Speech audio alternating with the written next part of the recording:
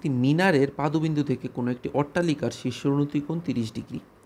আবার অট্টালিকার পাদবিন্দু থেকে মিনারের শীর্ষের উন্নতিকোণ কত? 60 ডিগ্রি। যদি মিনারের উচ্চতা 50 মিটার হয় তবে অট্টালিকার উচ্চতা নির্ণয় করো। ধরো এটা হলো আমাদের অট্টালিকা এবং এটা হলো আমাদের মিনার, ঠিক আছে। প্রথম বলা হয়েছে যে মিনারের পাদদেশ থেকে অট্টালিকার শীর্ষের উন্নতিকোণ কত? শীর্ষের উন্নতিকোণ 30 ডিগ্রি। আবার অট্টালিকার পাদবিন্দু থেকে মিনারের শীর্ষ উন্নতিকোণ কত? 60 ডিগ্রি, ঠিক আছে। আমাদের মিনারের উচ্চতা অর্থাৎ তার উচ্চতা দেওয়া আছে, নাম দাও এ বি সি ডি, ঠিক আছে।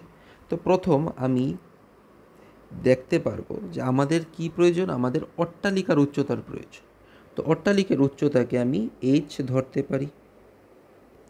তো প্রথম আমি ত্রিভুজ এ সি বি এর ক্ষেত্রে ত্রিভুজ এ সি বি এর ক্ষেত্রে কি লিখতে পারবো? tan 60 ডিগ্রি সমান সমান কি? CB by AB.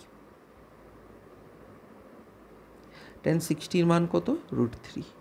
সিবি মানে কি? 50 এবং এবি মানে কি? এবি মানে জানি না, এবিকে এবি রাখছি। বা এবির মান এখান থেকে কত চলে আসছে? 50/√3। এখানে 1 নম্বর সমীকরণ দিয়ে রাখো। এখন ত্রিভুজ ডি এ বির ক্ষেত্রে কি লিখতে পারবো? tan 30 ডিগ্রি সমান সমান কি? DB by AB. বা tan 30 মান 1/√3। ডিবির মান আমরা এইচ লিখেছি এবং এবির মান কত? 50√3। এখান থেকে ক্রস মাল্টিপল করলে কি চলে আসছে? আমি এটাকে এখানে করছি। বা এইচ সমান সমান কি? 1/√3 ইন্টু 50√3। তো এখানে এইচ এর মান চলে আসছে 50/3 মিটার। সুতরাং আমাদের অট্টালিকার উচ্চতা কত?